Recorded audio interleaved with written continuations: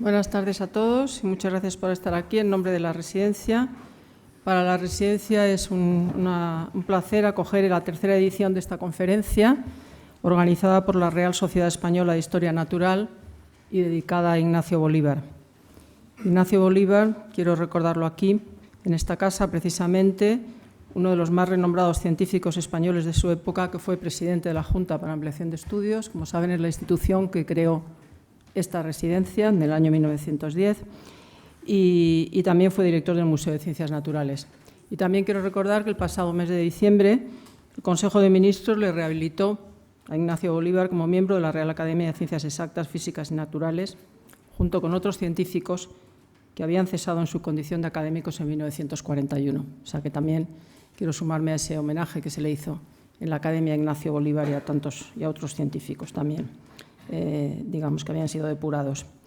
La relación también de la Residencia de Estudiantes con la Real Sociedad Española de Física Natural también es una relación histórica de aquella época de la Junta para la Ampliación de Estudios, y también quiero recordar que se hicieron aquí una serie de conferencias. El presidente de la sociedad me lo recordaba en su carta, las conferencias que se hicieron aquí en los años desde el 26-28, entre otros dedicado a Pío del Río Ortega o Carracido, etcétera. Así que muchas gracias al presidente de la sociedad y a la sociedad por proponer celebrar aquí la Residencia, al profesor Alberto Gomis, presidente de la Real Sociedad Española de Historia Natural, y a Alfredo Baratas, que también está ahí, el profesor Alfredo Baratas, secretario de la sociedad. Ambos también han colaborado en distintos momentos en proyectos de la Residencia. También quiero agradecérselo a ellos y también dar la bienvenida al conferenciante de hoy, Luis Miguel García Segura, profesor investigador del Instituto Cajal del CSIC. Así que le paso la palabra al presidente de la sociedad, Alberto Gomis, que hará la presentación del acto. Muchas gracias. Sí. Buenas tardes. Solamente les voy a distraer un par de minutos porque como presidente me toca a mí agradecer a la Residencia el que nos haya acogido para organizar este acto tan entrañable para la Real Sociedad Española de Historia Natural aquí. Como decía la directora de la Residencia, en el año 1926 empezó la colaboración de la Real Sociedad con la Residencia de Estudiantes y fue Ignacio Bolívar el que era el coordinador precisamente, el mismo que homenajeamos con la medalla, el que hizo de vínculo para organizar esa serie de conferencias y con esos miembros tan importantes como ha manifestado la directora, y algunos otros como también Lucas Fernández Navarro, por ejemplo, Joaquín María de Castellanao, etcétera, etcétera. La verdad es que desde entonces han pasado más de 90 años, pero bueno, esperemos que no pasen otros tantos, que sigamos existiendo los dos, tanto la Residencia como la Real Sociedad Española de Historia Natural, y que en algún momento podamos llevar a cabo más actos conjuntos. Tenemos hoy la tercera conferencia Ignacio Bolívar. Las dos primeras es la intención de la Junta Directiva actual y de la anterior, el llevar a cabo estas residencias a diferentes instituciones, no hacerlas siempre en el mismo sitio, y también tocar todos los ámbitos de las ciencias naturales en general, habida cuenta de que nuestra sociedad no es una sociedad muy específica, sino es generalista y tienen cabida todos aquellos que tienen interés en las ciencias naturales desde cualquier punto de vista. La primera se celebró en el Museo de Ciencias Naturales y la dictó Miguel Delibes, la segunda en el Instituto Geológico Minero de España y la dictó el profesor Alfredo Arche. Hoy tenemos la suerte de que sea Luis Miguel García Segura la que dicte la tercera conferencia Bolívar. Le estoy muy agradecido por haber aceptado este encargo. Le estoy muy agradecido también por su permanencia como socio en nuestra sociedad, y para hacer la presentación del profesor cedo la palabra a Alfredo Baratas, secretario de la Real Sociedad Española de Historia Natural. Termino dándole las gracias a todos ustedes por su asistencia. Buenas tardes, gracias a todos, a la Residencia, al profesor Gomis y sobre todo al profesor García Segura por aceptar esta invitación, que ya se imaginan que no es una invitación sino es un atraco directamente. El profesor García Segura es profesor de investigación del Consejo, como ya se ha dicho. Fue doctor en Ciencias Biológicas en 1976 y posteriormente dirigió el grupo de esteroides neuroactivos en el Departamento de Neurobiología Funcional y de Sistemas del Instituto Cajal del Consejo. Ha desarrollado su tarea investigadora en universidades en Francia, en París 6, en Alcalá de Henares, en Ginebra, en Yale y en el Reino Unido, vinculado a una institución de investigación neurológica en Cambridge. Ha sido también coordinador del programa de neurociencias del Consejo entre el 86 y el 90, miembro del International Scientific Committee of European Training Program en el Brain Behavior Research entre el 87 y el 91, coordinador científico de Agencia Nacional de Evaluación y Prospectiva entre el 94 y el 96, presidente de la Sociedad Española de Neurociencia el cuatrienio en 1999-2003, miembro del Consejo de la Federación de Sociedades Neurocientíficas Europeas y miembro del Consejo de Gobierno del International Brain Research Organization. Ha participado en más de 300 publicaciones en revistas indexadas, o sea, comprueban una solidísima carrera investigadora. Su actividad investigadora se centra en los mecanismos de acción de las hormonas esteroides en el sistema nervioso central, con énfasis en los efectos de las hormonas, especialmente las ováricas, en la plasticidad neuronal y en los fenómenos de neuroprotección. Como ya se ha dicho, el profesor García Segura es miembro de la Real Sociedad Española de Historia Natural desde 1974. No vamos a pensar cuántos años hace de eso, pero para mí, como miembro de la sociedad, es muy relevante esta larga permanencia de García Segura en la sociedad. Porque en un mundo cada vez más hiperespecializado, en la que las sociedades generalistas van perdiendo peso, su vinculación sostenida me lo representa como un hombre de ciencia con proyección y con ambición enciclopédica, con un interés enciclopédico por las cuestiones científicas. Y para mí es especialmente grato, además, que el título que el conferenciante proponía para su charla, Las mariposas femeninas del alma, cromosomas, hormonas y cerebro. Y me es grato porque este título remite a los ámbitos de investigación que han tenido, en términos históricos, una fuerte presencia en la sociedad. La primera parte del título, Las mariposas del alma, hace referencia vaga, pero perceptible, a Cajal, que identificó las neuronas como las mariposas del alma. El subtítulo, Cromosomas, hormonas y cerebro, se asocia a tres disciplinas, a la genética, la fisiología y la neurología, que han también llenado páginas y páginas en las revistas de la propia sociedad. Una feliz coincidencia hace que esos tres temas de investigación tuvieran, además, una enorme presencia en los laboratorios de la residencia, a través de tres figuras capitales de la ciencia española, Antonio de Zulueta, Juan Negrín y Pío del Río Ortega. Todos ellos tuvieron un papel en la historia de esta institución, todos ellos tenían laboratorios en este entorno y también en la historia de nuestra institución, de la Sociedad Española de Historia Natural. Zulueta fue vicepresidente y presidente en los años 30, en los años en los que se creó la Revista Española de Biología. A raíz de esa creación, de esa confluencia de la Sociedad Española de Biología y de la Real Sociedad Española de Historia Natural, se incorporó a la sociedad Juan Negrín, el responsable del laboratorio de fisiología, y aquí tuvo su laboratorio durante muchos años Pío del Río Ortega, que también fue presidente de nuestra sociedad. Sirva la charla de hoy, además de para disfrutar de la calidad y la sabiduría del ponente, para retomar y profundizar las relaciones científicas y culturales entre nuestras instituciones, entre la Residencia de Estudiantes y la Real Sociedad Española de Historia Natural. Sin más, les dejo con el profesor García Segura, que seguramente nos va a deleitar con una magnífica aportación. Muchas gracias. Bueno, pues Miguel. Muchísimas gracias.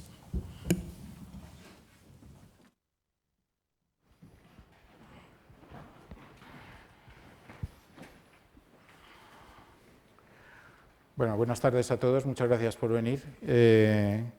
Efectivamente, el tema de mi charla está inspirado en Cajal, en las mariposas del alma de Cajal, que son las neuronas, pero también un poco en Bolívar, porque Ignacio Bolívar fue entomólogo, aunque no trabajaba en mariposas, trabajaba más bien en grillos y especies similares, pero bueno, la entomología también está ahí. Ignacio Bolívar fue un científico realmente a partir de ser un gran científico y reconocido internacionalmente dentro de su campo, pero también socialmente fue un científico reconocido en España. En aquel momento los científicos, aunque parezca mentira, tenían repercusión social y eran conocidos, y públicamente Ignacio Bolívar era conocido y era pues tan conocido como Ramón y Cajal. Y por supuesto, desde el punto de vista académico, pues desempeñó muchos papeles, pero quizás hoy sobre todo destacar que bueno, fue doctor en Ciencias Naturales, se licenció en Derecho, pero porque se lo exigió su padre, pero realmente no tuvo ningún interés en ejercer Derecho, realmente lo que le interesaban las Ciencias Naturales, y ya de estudiante, siendo estudiante aún, fue uno de los socios fundadores de la Real Sociedad Española de Historia Natural. Luego fue presidente honorario y, como ya se ha comentado, pues fue director del Museo de Ciencias Naturales, que de hecho su labor fue muy importante para relanzar en aquel momento el Museo de Ciencias.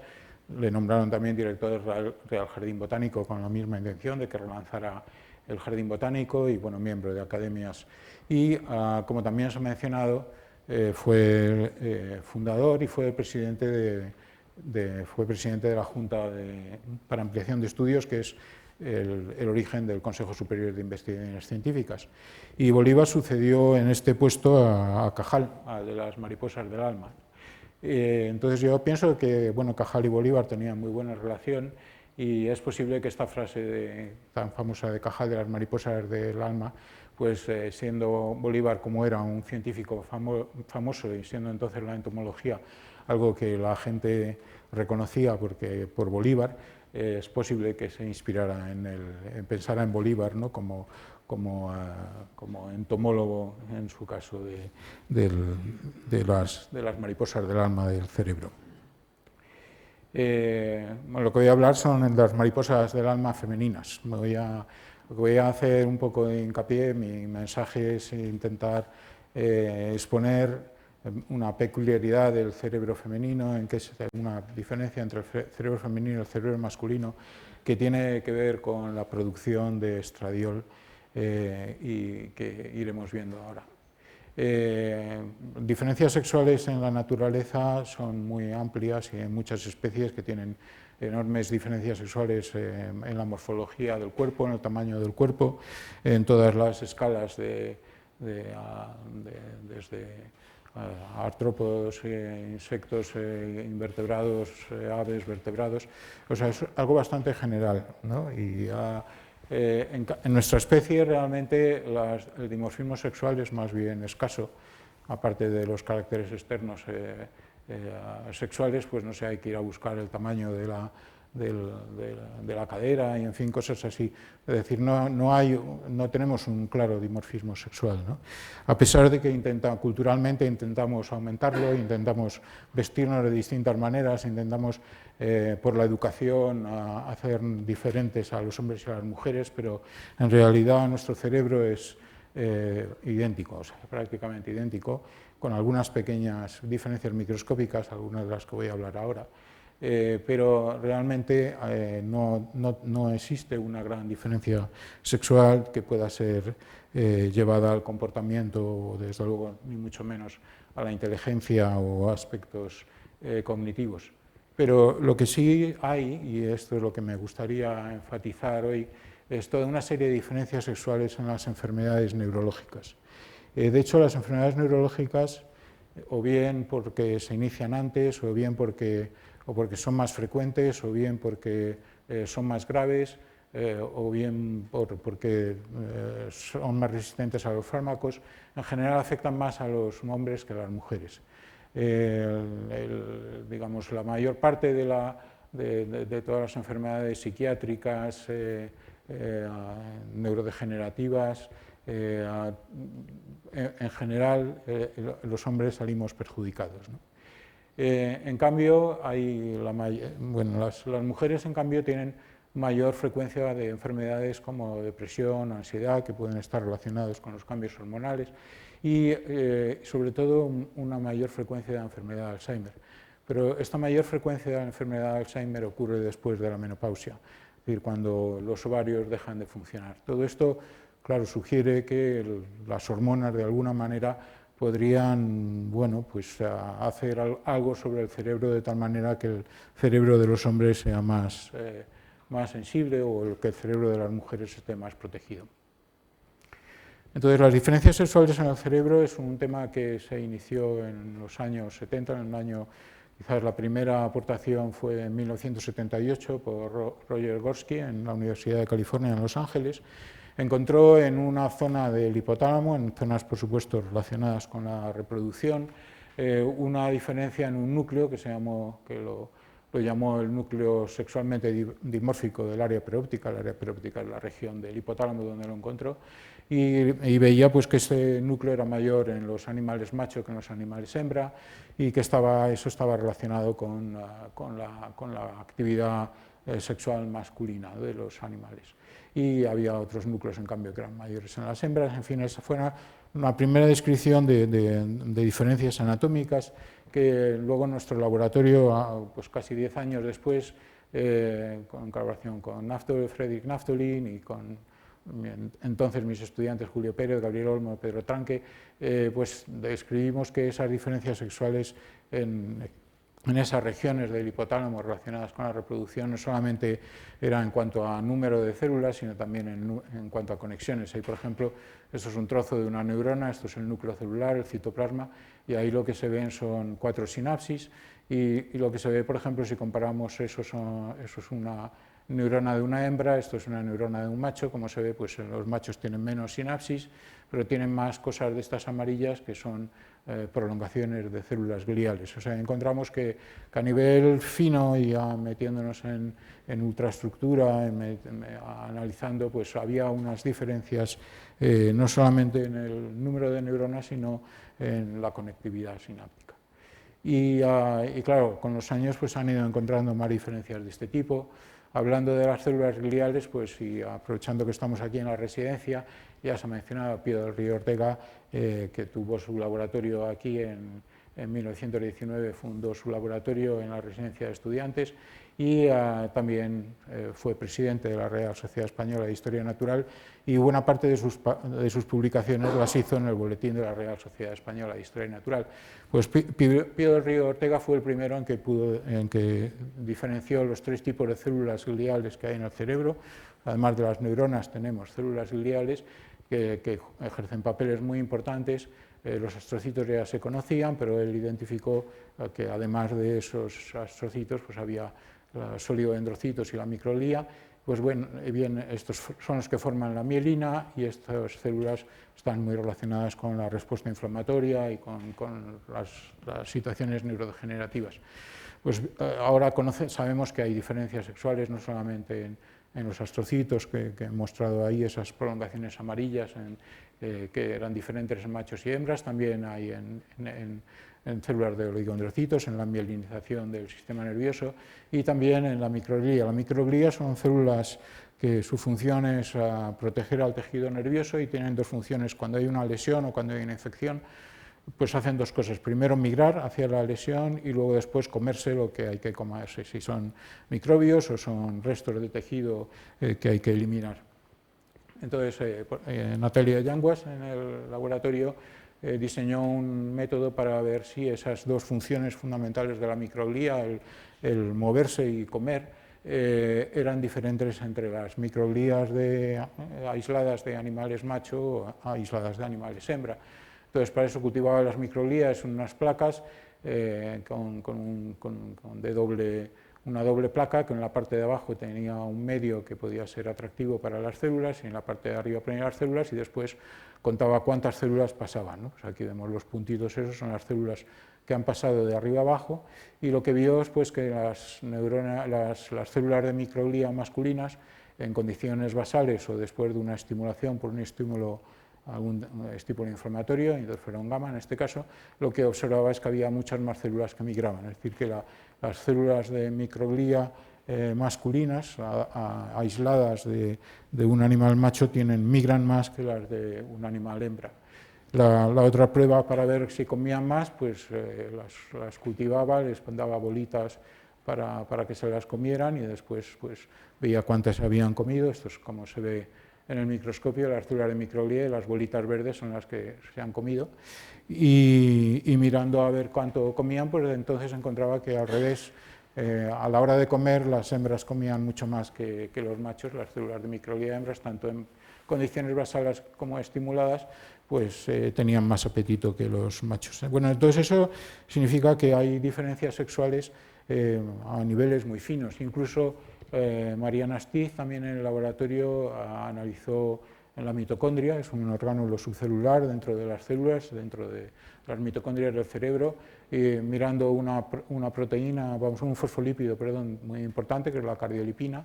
Esta cardiolipina tiene todas unas cadenas de ácidos grasos que pueden estar más o menos saturadas, tener más o menos dobles enlaces, y lo que observó es que la composición en ácidos grasos de estas cadenas, la composición en dobles enlaces de estas cadenas de ácidos grasos eran diferentes en machos y en hembras. Esta cardiolipina es muy importante para muchas funciones de la mitocondria, incluida pues, el mantenimiento realmente de la función mitocondrial, y esta diferencia en la composición de la cardiolipina entre machos y hembras pues hace que las mitocondrias de las hembras, las mitocondrias cerebrales de las hembras sean mucho más resistentes que las de los machos a distintos tipos de estímulos oxidativos o dañinos. Bueno, estas diferencias sexuales, ¿cómo se originan? ¿No? En principio, pues dependen de todas las diferencias sexuales, dependen de los cromosomas sexuales. En nuestra especie, en los mamíferos, pues tenemos un sistema de diferenciación sexual basada en dos cromosomas iguales que tienen las hembras, son los cromosomas X, y un cromosoma tipo X y otro diferente que es específico de los machos, que tenemos los machos XY o XX. Entonces, pues si uno hereda cromosomas Y, dentro del cromosoma Y hay un gen que codifica para una proteína que va a codificar luego después para otras proteínas que van finalmente a organizar el desarrollo, la diferenciación del testículo. Entonces, si tenemos este gen SRY, pues tenemos testículos y somos machos. Entonces, este señor, Alfred Jost, es un neuroendocrinólogo muy famoso en Francia, pues bueno, propuso este paradigma, es decir, cómo se diferencian, cuáles somos, o sea, el sexo genético ya lo sabemos, somos XX o XY, pero cuál es el sexo fenotípico, o sea, por qué yo tengo barba, y es porque tengo, ¿cómo ocurre eso? Directamente los cromosomas sexuales deciden que tenga barba. Lo que él propuso es que no, hay que pasar primero por desarrollar un testículo, en mi caso, para poder tener barba. O sea, primero hay que desarrollar las gónadas, y de las gónadas vamos a tener un fenotipo masculino o femenino. Entonces, según esta teoría, que es más o menos la teoría clásica que en estos momentos se admite sobre la diferenciación sexual del cerebro, la cresta genital va a dar testículos u ovarios en función de que tengamos o no tengamos ese gen, y el testículo va a producir testosterona, y esa testosterona va a generar un cerebro masculino. De acuerdo con esta teoría, el desarrollo del cerebro femenino sería un desarrollo por defecto. No hay testosterona, no hay gen SRY, no se desarrolla testículo, no se produce testosterona, el cerebro se desarrolla en base a lo que estaba previsto, no hay modificación. Es decir, sería un desarrollo pasivo del cerebro. Bueno, voy a intentar exponer aquí la idea de que eso no es así, de que el cerebro femenino no sufre un desarrollo pasivo, sino que hay un fenómeno de diferenciación sexual activa y que está mediada por el estradiol que he mencionado antes, y que ese estradiol va a ser muy importante a lo largo de toda la vida de la mujer. Bueno, toda esta idea de la testosterona viene de este señor Arnold Adolf Berthold en la Universidad de Göttingen a mediados del siglo XIX. Hizo unos experimentos que consistieron en castrar a unos gallos.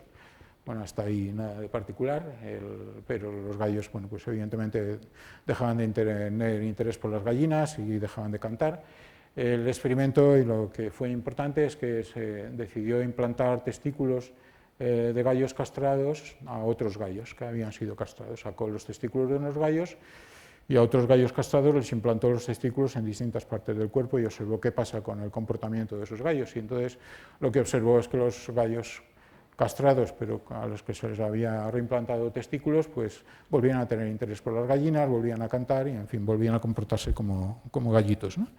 Pues esto dio lugar, claro, a la idea de que la testosterona era importante para la masculinización del cerebro, y este señor Young en la Universidad de Kansas, en Estados Unidos, pues hizo todos unos experimentos en animales, pues haciendo en roedores, lo hizo primero en cobayas, esto representa ratas, pero luego se hizo en otros animales, en otros roedores, pues básicamente, bueno, pues mirando el comportamiento sexual de los animales, los machos tienden a montar a las hembras tienden a dejarse montar por los machos y hacer un reflejo que se llama reflejo de lordosis, que es arquear el lomo para dejarse montar por los machos, pues es el comportamiento sexual normal de machos y hembras después de la pubertad, ¿no? de ratas, por ejemplo, ratones machos y hembras después de la pubertad. Pues lo que este señor vio, o en su grupo, Phoenix y colaboradores, su grupo vieron es que cuando a los machos se les castraba el día del nacimiento, cuando llegaban a ser adultos o después de la pubertad, se comportaban como hembras y se dejaban montar por otros machos, arqueaban el lomo como si fueran hembras. Y al revés, si a las hembras el día del nacimiento se les inyectaba con testosterona, pues cuando llegaban a ser adultas después de la pubertad, pues lo que les gustaba era montar a machos, ¿no? Iban detrás de los machos y les montaban. Entonces, bueno, pues aquí está claro que la testosterona es la que decide que el cerebro sea macho o la ausencia de testosterona hace que sea hembra. Y efectivamente, si uno mira en estos núcleos que son diferentes entre machos y hembras, si a las hembras se les inyecta con testosterona al día del nacimiento, pues el tamaño de estas estructuras es igual que el de los machos, o si uno mira la sinapsis, pues la sinapsis de las hembras, que es con el desarrollo se hacen mucho más numerosas en las hembras que en los machos, pues en las hembras que se han androgenizado, que se han tratado con testosterona al día del nacimiento, pues son igual que los machos. O sea que hasta ahí todo parecía que la hipótesis de la testosterona como determinante de que se fuera macho o hembra el cerebro, pues tenía su fundamento. E incluso pues como a nivel molecular, mirando la estructura de la cardiolipina, pues eso, la masculinización de las hembras el día del nacimiento hacía que su composición molecular en la mitocondria fuera igual que la de los machos. Pero, por lo tanto, bueno, la idea parecía todo, hasta aquí todo parece soportar esta idea, ¿no? Apoyar esta idea de que la diferenciación sexual del cerebro femenino es por defecto. Pero aquí este señor empezó a poner las cosas un poco más complicadas. Arthur Arnold, de la Universidad de California en Los Ángeles, está muy interesado en el papel directo de los cromosomas sexuales en el cerebro.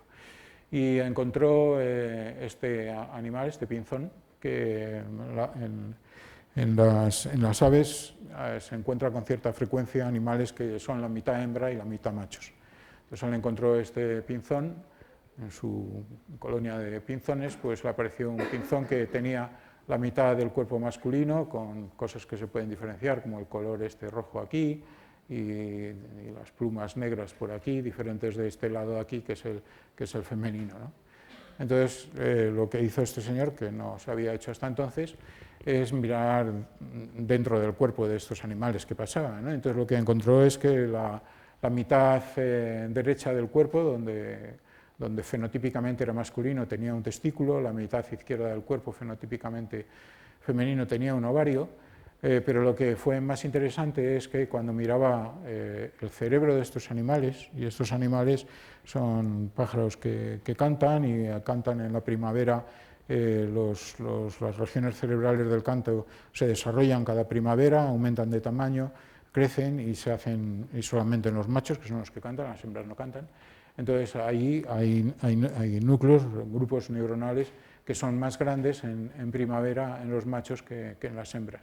Y lo que observaba es que el trozo, la parte masculina del cuerpo tenía un cerebro correspondiente a un macho, la parte femenina correspondiente a una hembra.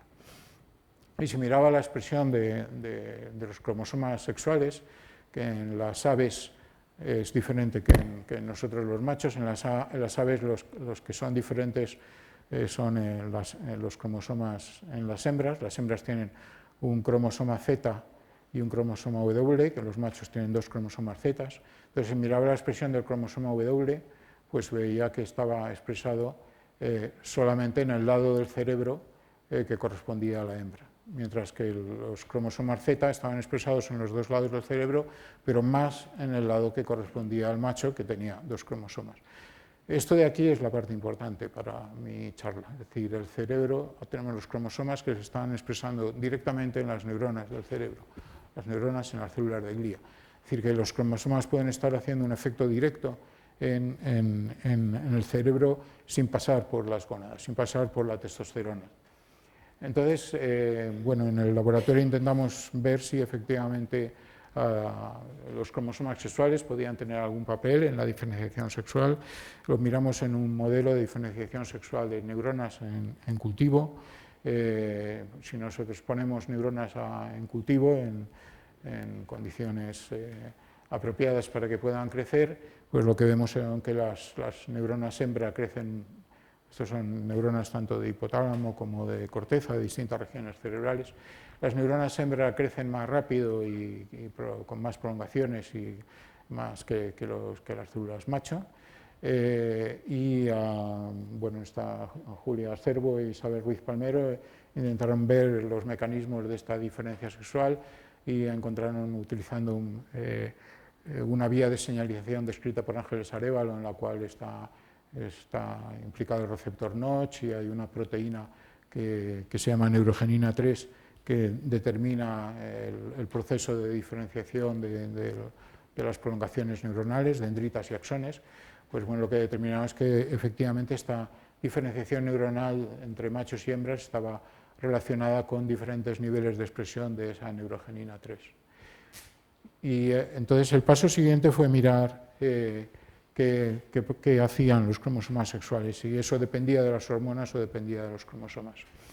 Entonces, los cromosomas sexuales, como he dicho antes, el desarrollo del testículo depende de este gen SRI, que está en el cromosoma Y. Entonces, en un laboratorio del Reino Unido, se produjo en una colonia de ratones una transposición del gen SRI, una transposición natural del gen SRI a un autosoma. De tal manera que había animales que tenían el gen determinante del testículo en un autosoma. Entonces, utilizando esos animales, se llegó a establecer colonias, cruzando esos animales que tienen un cromosoma X, un cromosoma Y normal, excepto que le falta el gen SRI, el gen que determina el testículo, pero que ese gen lo tienen en un autosoma, cruzándolo con cromosomas con animales XX normales, se generan animales XX, pero que tienen el gen SRI en un autosoma. Estos animales son hembras, estos animales son machos, porque tienen el gen SRI, aunque tienen 2 cromosomas X, y van a desarrollar testículos. Se van a generar animales que son X, que tienen un cromosoma X, que tienen un cromosoma Y, sin el gen SRI, pero el gen SRI está en un autosoma. Estos animales van a ser igualmente machos, pero van a tener un cromosoma X y un cromosoma Y. Se van a generar animales XX normales, con la combinación de un X de aquí y un X de allá, y se van a generar animales XY, como este de aquí, que van a tener un cromosoma X y un cromosoma Y, pero van a tener ovarios y van a ser hembras. Es decir, que podemos distinguir entre ser hembras o tener ovarios, tener testículos, ser machos o tener testículos, fenotípicamente machos, fenotípicamente hembras. Podemos distinguir cuál es el efecto de los cromosomas XX y cuál es el efecto de los cromosomas XY comparando estos 4 tipos de animales. Es decir, utilizando este modelo, lo que se puede ver es efectivamente si el que un carácter sexual secundario o un carácter sexual, por ejemplo, podríamos decir, a ver, la barba. La barba depende de que tengas testículos o de que tengas cromosomas XY. Pues con este modelo se podría ver, nadie lo ha mirado hasta ahora. Los ratones no tienen barba, esa es la razón principal. Bueno, pues utilizando esos modelos animales, pues lo que se ve es que, como he dicho antes, las hembras se desarrollan más que los machos y tienen más expresión de ese gen proneuritogénico que hace desarrollarse más a las neuronas. Pues lo que se observó Julia Cervo utilizando ese modelo es que los animales que eran XX, independientemente de que fenotípicamente fueran machos o fueran hembras, independientemente de que tuvieran testículos o que tuvieran ovarios, los animales XX tenían neuronas que se desarrollaban más. Y los animales XY, independientemente de que fueran fenotípicamente machos o hembras, tenían neuronas que se desarrollaban menos. Es decir, que podemos decir que son los cromosomas sexuales, es el tener una dotación cromosoma XX lo que hace que esas neuronas vayan a tener más neurogenina 3 y van a desarrollarse más. Mientras que si esa neurona tiene una dotación XY, va a tener menos neurogenina 3 y va a desarrollarse menos. Bueno, claro, la neurogenina 3 pues, se regula por muchas cosas y curiosamente por una de las cosas que se regula y que podemos ver en el laboratorio es por el estradiol, pero acabamos de ver que el desarrollo de estas neuronas no depende de que tengas ovarios o que tengas testículos, sino que es una cosa intrínseca de ellas. Sí, pero el estradiol de alguna manera es capaz de modificar ese proceso y aumentar todavía más la neuritogénesis. Pero si el estradiol no es hormonal, ¿de dónde viene el estradiol? Y aquí entra otra historia diferente, que es la síntesis de esteroides por parte del cerebro.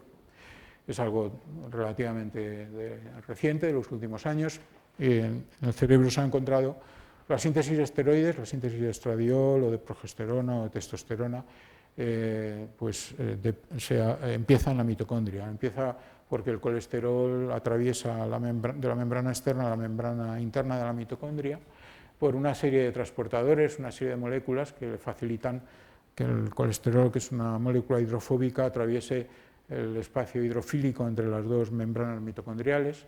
Entonces, una vez que está dentro de la mitocondria, se va a encontrar con una enzima que lo va a transformar en pregnenolona, que es el primer esteroide, y luego la pregnenolona se va a ir al retículo endoplásmico y se va a metabolizar en distintos esteroides, incluidos la progesterona, la testosterona, el estradiol y otros. Pues todas estas moléculas y enzimas están en el cerebro, de tal manera que el cerebro, a partir del colesterol, puede sintetizar todos estos esteroides. Y además hay que tener en cuenta que la síntesis de colesterol en el cerebro es completamente independiente de la síntesis de colesterol en plasma, es decir, que el cerebro tiene un sistema paralelo para sintetizar esteroides al que se hace en la periferia. Entonces, si miramos la fase de conversión de testosterona, o sea, cómo se forma el estradiol en el cerebro, pues a partir de la testosterona se transforma en estradiol por esta enzima, se llama aromatasa. También podría irse hacia dihidrotestosterona por otra enzima y luego cada uno de estos metabolitos van a actuar en distintos receptores. Pues bien, Carla Cisternas en el laboratorio lo que observó es que aplicando de nuevo el modelo de los cuatro fenotipos de estos ratones machos y hembras fenotípicamente, pero que podían tener XX o XY, lo que encontró es que los cromosomas determinaban la expresión de las enzimas y de los receptores, lo cual nos quiere decir que los cromosomas determinan lo que van a hacer cada uno, es decir, si hay más receptores como ese de estrógenos, como es en el caso de las hembras, pues el estradiol va a poder ejercer favorablemente sus acciones en las neuronas hembra más que en las neuronas macho. Y Isabel Ruiz Palmero, analizando mediante inhibidores farmacológicos las distintas enzimas y analizando los niveles de distintos esteroides, llegó a esta conclusión, es decir, en las neuronas hembras se desarrollan, aumentan sus niveles de neurogenina y sus niveles de diferenciación porque la testosterona cerebral producida localmente a partir del colesterol se transforma en estradiol y ese estradiol va a actuar sobre los receptores de estrógeno, que vienen en varias variedades que no voy a entrar. En los machos, en cambio, y esto es lo que determina la diferenciación sexual de las neuronas hembras como hembras, no es que sea la ausencia de testosterona del testículo. Las neuronas hembras tienen su propia testosterona que sintetizan a partir del colesterol y producen su propio estradiol, y eso es lo que las hace diferenciarse. Por el contrario, los machos dependen exclusivamente de la testosterona testicular, es decir, donde hay un efecto realmente mediado por las gónadas es en el caso del cerebro masculino. Por lo tanto, podemos decir que esta idea es falsa. La diferenciación cerebral femenina no es una diferenciación cerebral por defecto, sino que es el estradiol neuronal el que induce la diferenciación femenina del cerebro. Pero el estradiol y la aromatasa, la enzima que produce el estradiol, no solamente está ahí en el cerebro durante el desarrollo, sino que lo encontramos también en el cerebro adulto. Íñigo Azcoitia en la Universidad Complutense de Madrid y José Yagüe en el Cajal pues, se dedicaron a mapear la aromatasa en el cerebro de monos y en el cerebro humano, y lo que encontraron es que la aromatasa era en el cerebro adulto, pues encontraron que se expresaba en muchas neuronas y en células de distintas regiones del cerebro. Esto, por ejemplo, es el hipocampo, una región cognitiva donde se ven que hay muchos tipos neuronales que expresan esta enzima. Esto es corteza temporal humana, y donde estas neuronas son las que se llaman neuronas piramidales, también descritas por Cajal en su día, y pues hay una proporción importante de estas neuronas que producen estradiol.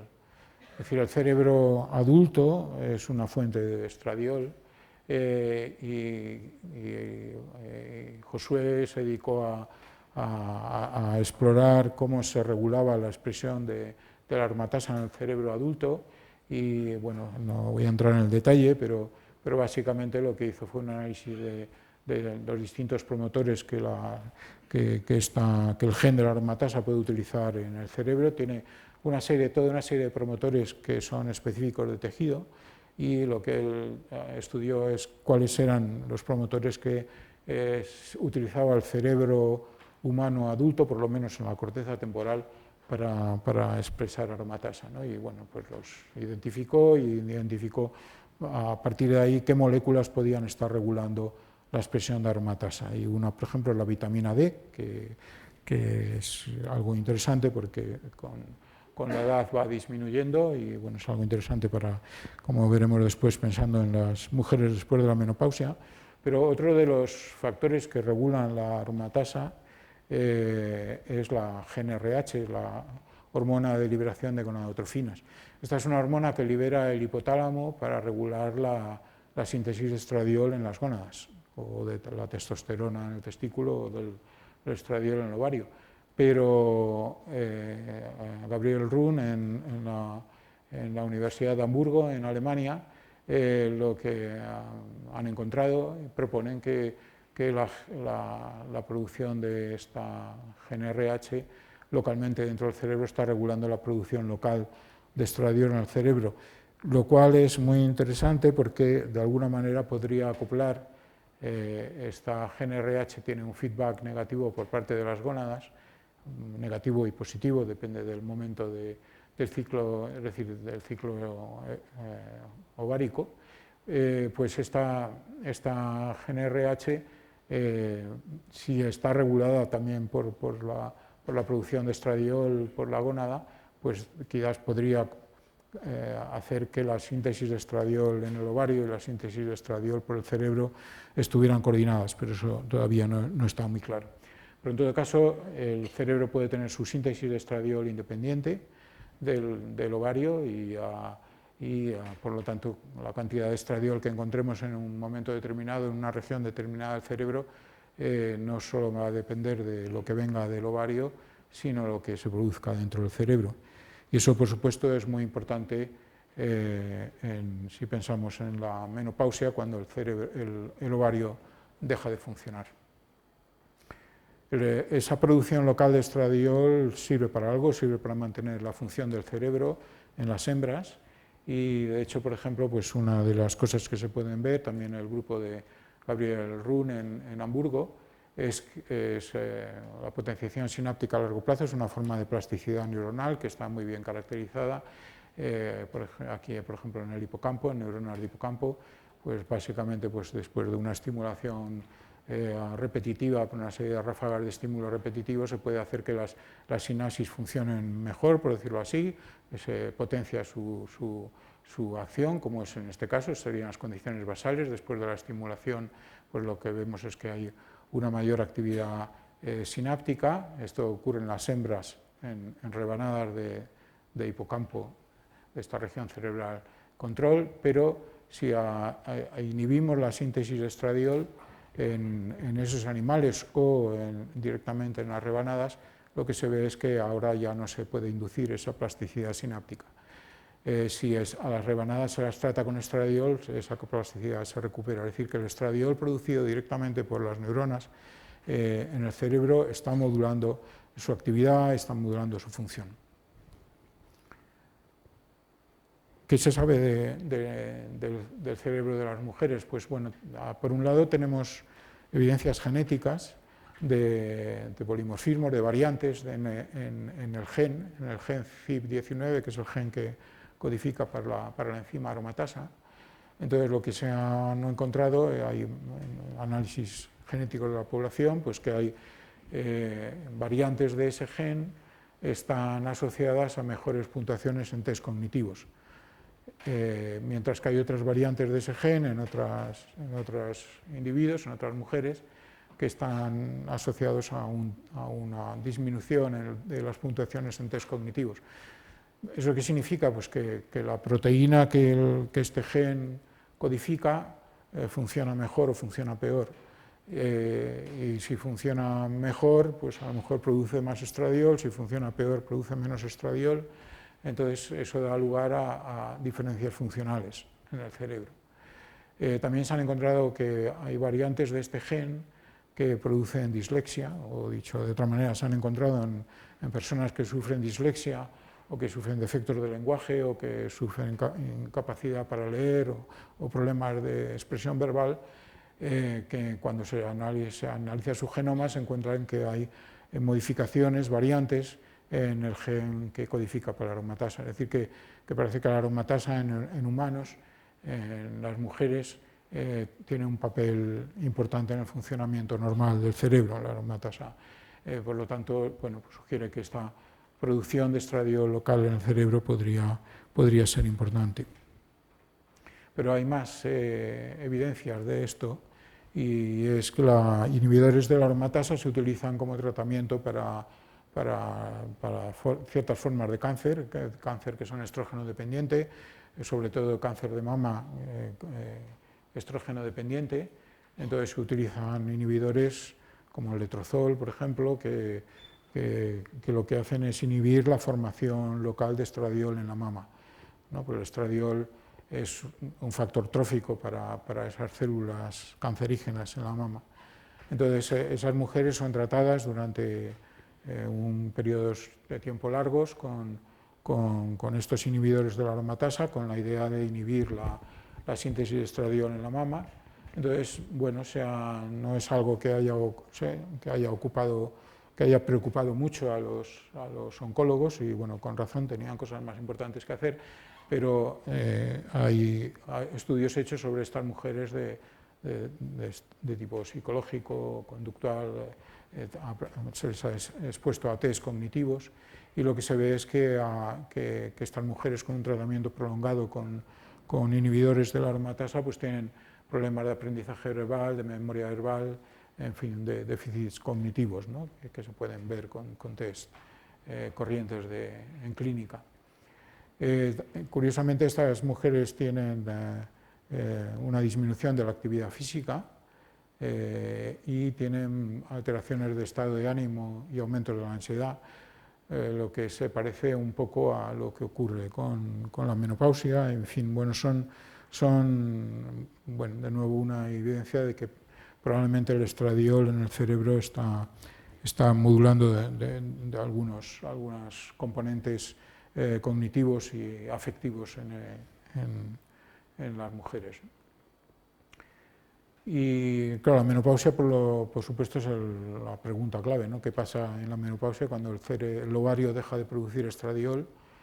Si el estradiol está regulando plasticidad sináptica y está regulando, tiene todas estas funciones, ¿qué pasa en el cerebro?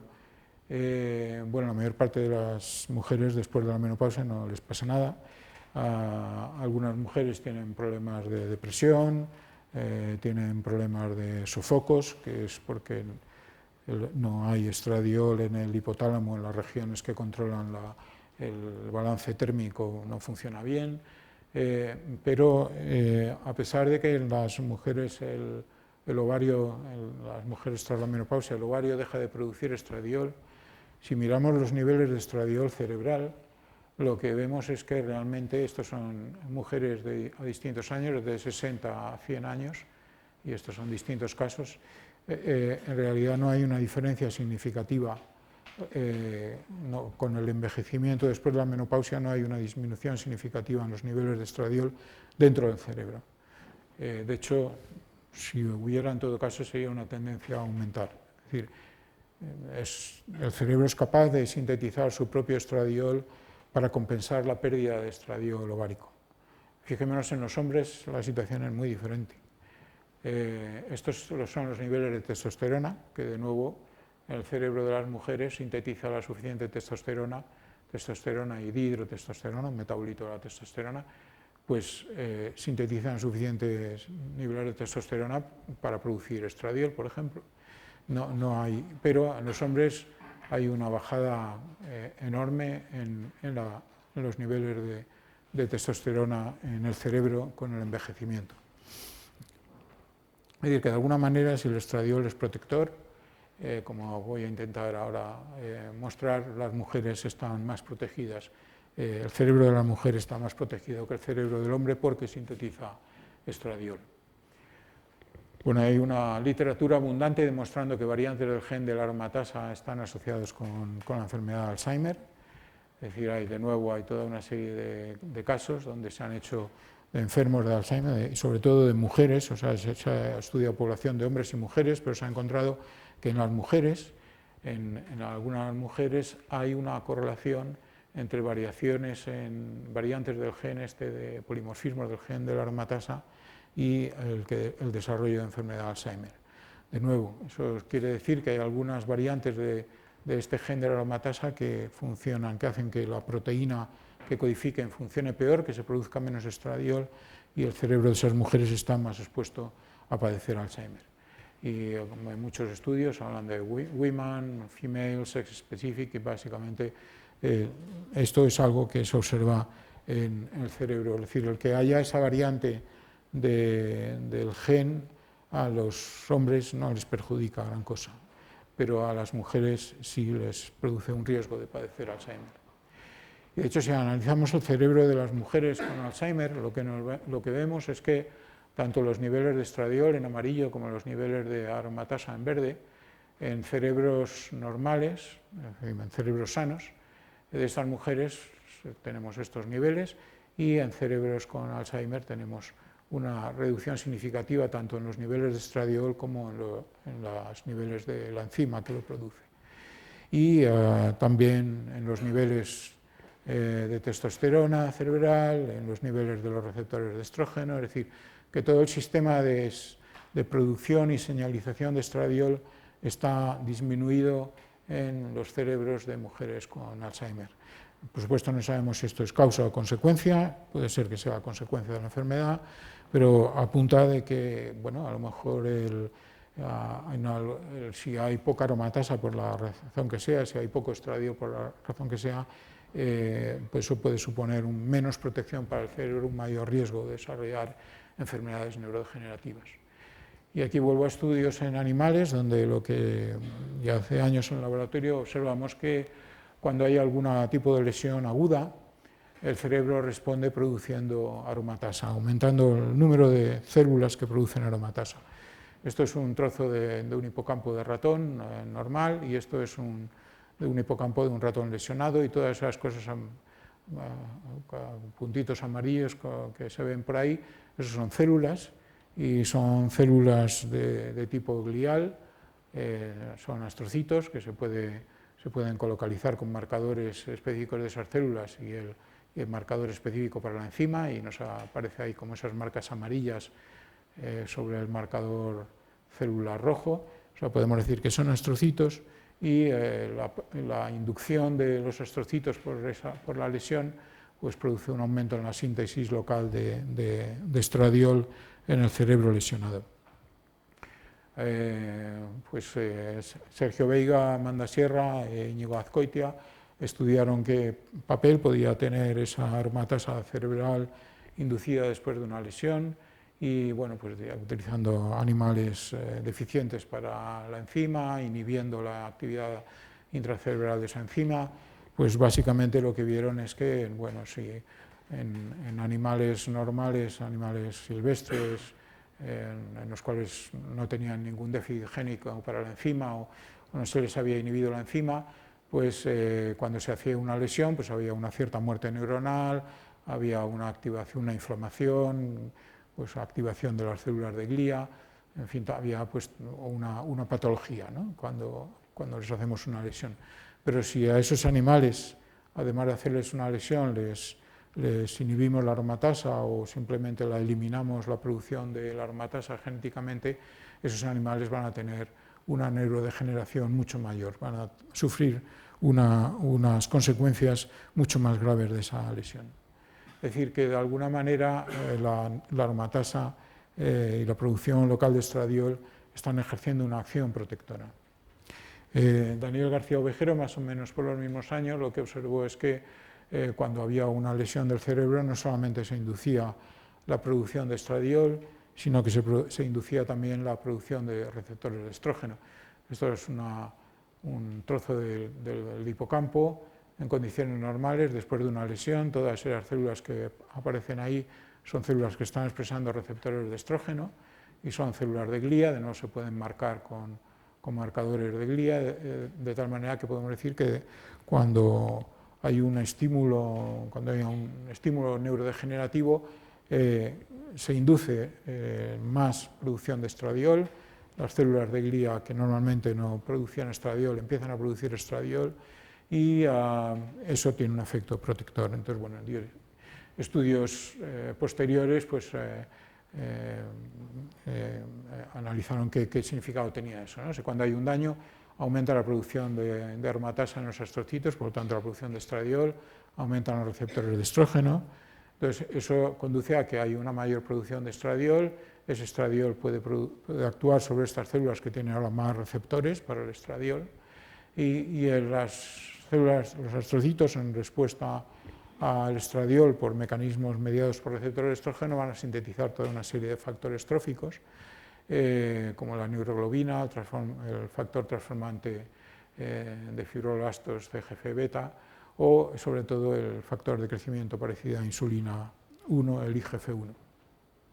Estos factores son factores neurotróficos, son factores que protegen a las neuronas, y junto con el estradiol, que también es un factor trófico para las neuronas, pues van a producir neuroprotección. Es decir, cuando se produce un daño, cuando hay una neurodegeneración, por lo menos una neurodegeneración aguda, el cerebro responde produciendo estradiol y aumentando la respuesta, los mecanismos para responder al estradiol, de tal manera que hay una cascada de producción de factores tróficos y una acción protectora, y hay menos muerte neuronal. Es un mecanismo de protección endógena mediante la producción de estradiol.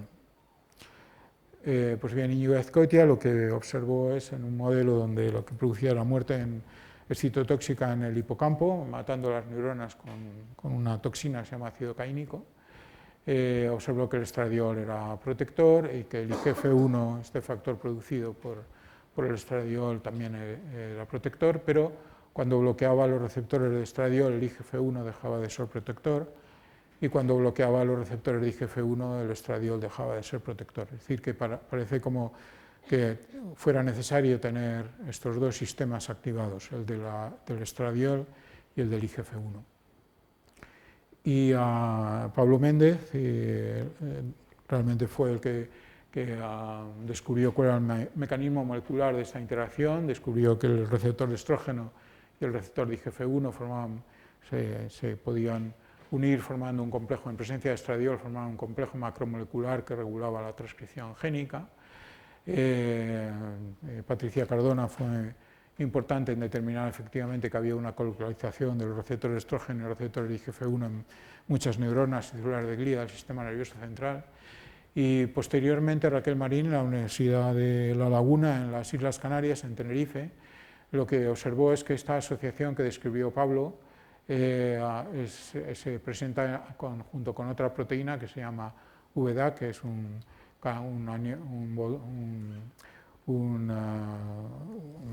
canal dependiente de voltaje, que esta asociación entre el canal dependiente de voltaje, el receptor de IGF-1 y el receptor de estrógeno, se encuentra en el cerebro humano normal, pero curiosamente en el cerebro de Alzheimer no se produce. Es decir, el receptor de estrógeno no es capaz de asociarse con el receptor de IGF-1 en el cerebro de enfermos con Alzheimer, debido a que esta VDAC no se integra en la membrana. O sea, de alguna manera, con estos estudios de Pablo, Patricia y Raquel, lo que se viene a decir es que la acción protectora del estradiol va a depender íntimamente de la acción protectora del IGF-1. Y de hecho, claro, eso lleva a la pregunta de que con el envejecimiento hay disminución en la producción de estradiol por el ovario y hay una descrita, se sabe desde hace mucho tiempo que con la edad disminuye la producción de IGF-1, tanto en hombres como en mujeres. Entonces eso quizás puede explicar una observación que se ha hecho en clínica, y es que la terapia hormonal que se utiliza para tratar los síntomas de la menopausia, como por ejemplo los sofocos, quizás sea el más frecuente, cuando se hace en el periodo perimenopáusico, es decir, cuando empiezan a aparecer los síntomas, esa terapia hormonal resulta ser protectora para el cerebro desde el punto de vista de actividad cognitiva. Es decir, a las mujeres que han recibido terapia hormonal desde el periodo perimenopáusico van a tener mejores puntuaciones cognitivas en distintos test que se les pueden hacer en clínica, ¿no?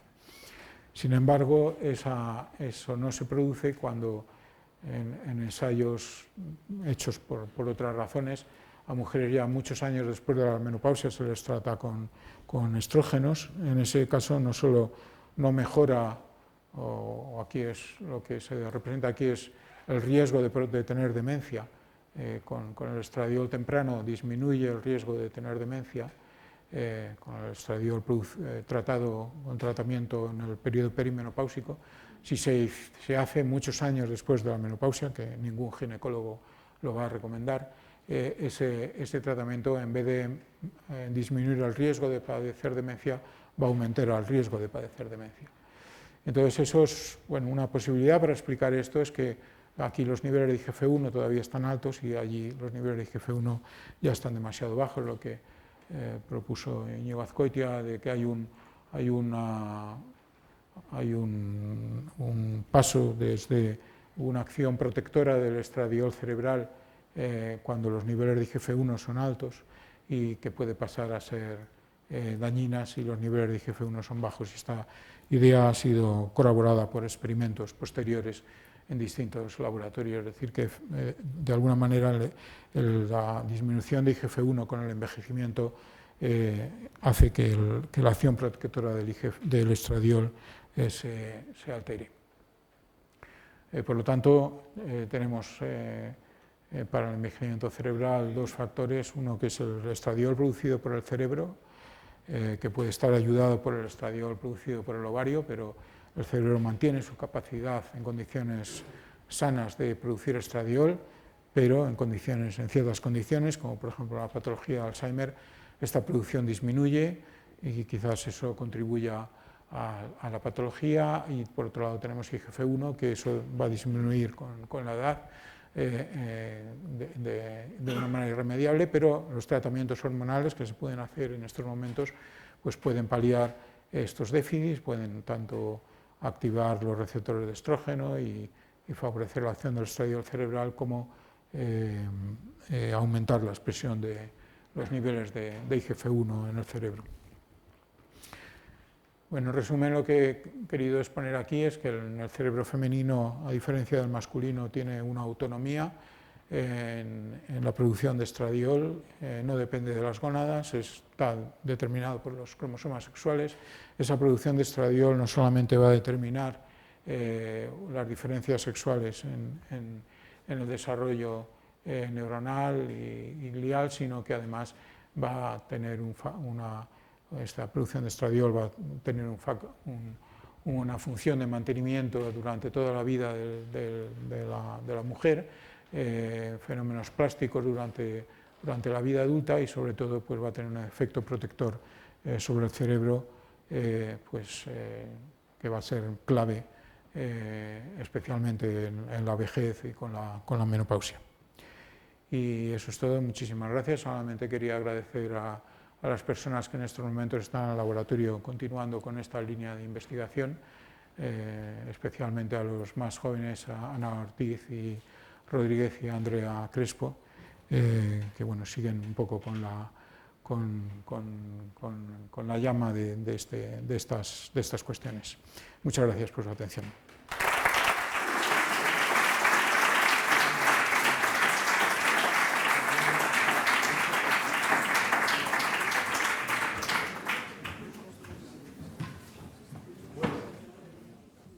Muchas gracias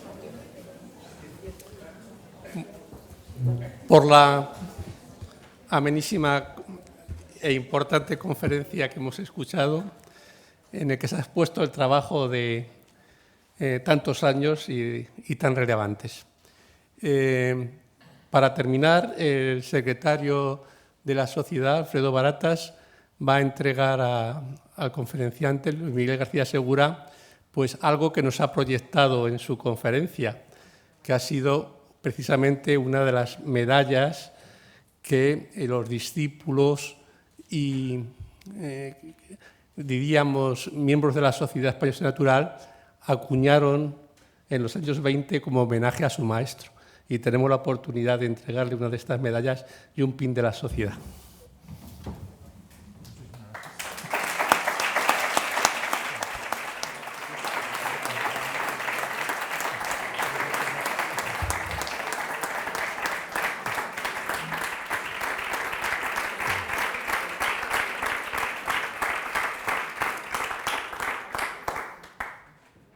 Muchas gracias a todos por su asistencia. Muchísimas gracias.